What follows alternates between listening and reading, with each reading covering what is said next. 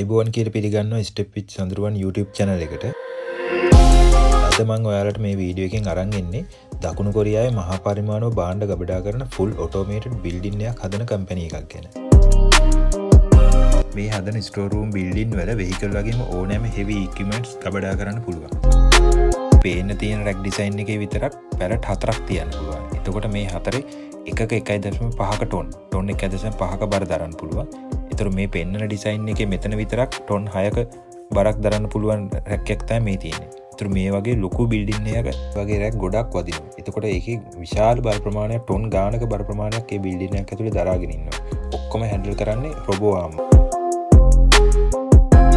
මේ තියෙන්නේ කලින් පෙන්නපු රැක් එක ඩිසයින් කරද්දී භාවිතා කරන ටෙක්නික් මොනවාද? භාවිතා කරන යකඩ වර්ග මොනවාද වගේම කොච්චර බරක් රැක් එකට දරන් ඉන්න පුළුවන්ද යන්න අදහසක් ගන්න පුළුවන් විදියට තියෙන ඩොකියුමන්ට් ටිකක්.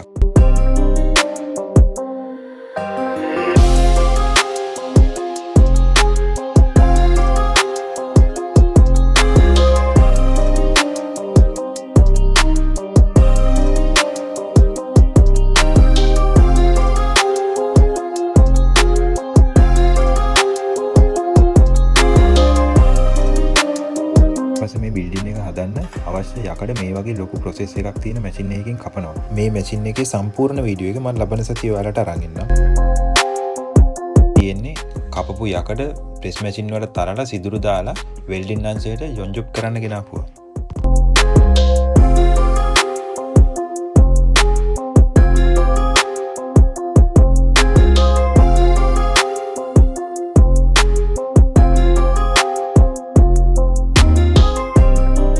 බීම් එකට හයි කරන මේකත් ලේසර් මැෂින් වල කපලා ප්‍රෙස් මැෂින් වල තරලා සිදුරු දාලා තමයි මෙහෙට එන්නේ.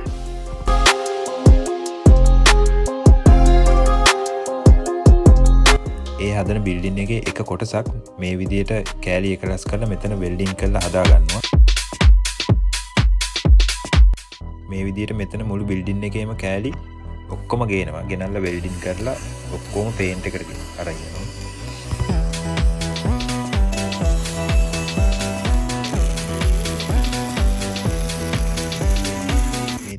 සම්පූර්ණ කරලා පේන්ට් එකට යවන්න තියෙන සම්පූර්ණ යොන්ජොප් කරපු කොටස්.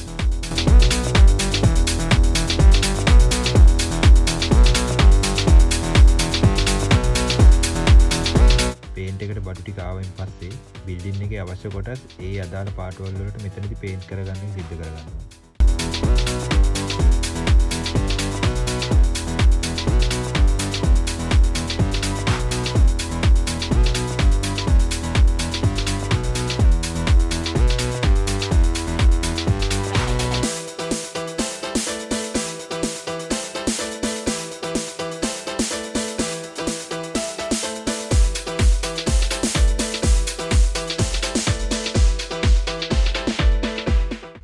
මේ පේන්ට් කරගත්තු ඔක්කොම ඩිසයින් ටික පේන්ට් එකත් එක්කම සෙල්සියස් අංශක 200ත් 230ත් 250ත් අතර රත් කරගන්නවා. එතකොට තමයි මේ පේන්ට් එක හොඳට අරකට බදලා අල්ලන්නේ.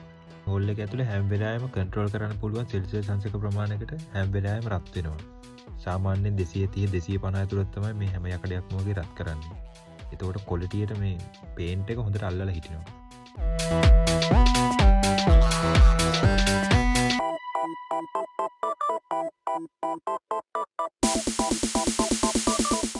පේන්ට් එකේ අන්තිම ප්‍රොසෙස් එක මෙතන තමයි. මෙතනදී බලන්නේ ඔක්කොම ක්වොලිටියට වැදිලාද ඒ අවශ්‍ය ඝනකමට පේන්ට් එක තියෙනවද ඒ ඔක්කොම චෙක් කරලා බලලා මෙතනින් බා ගන්නවා.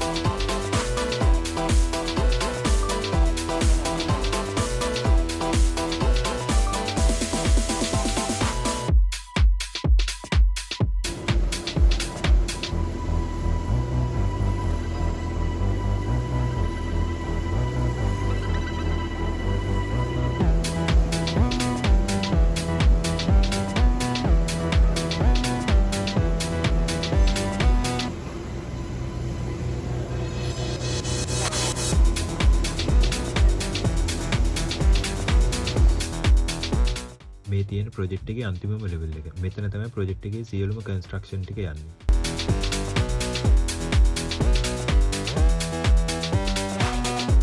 මේ වගේ බිල්ඩින් කොරියාවේ වගේම ජපානයේ, ඇමරිකාවේ, ඉන්දියාවේ මේ වගේ හැම රටකම වගේ මේ වගේ ප්‍රොජෙක්ට් එක්ස්පෝර්ට් කරනවා කොරියාවෙන්.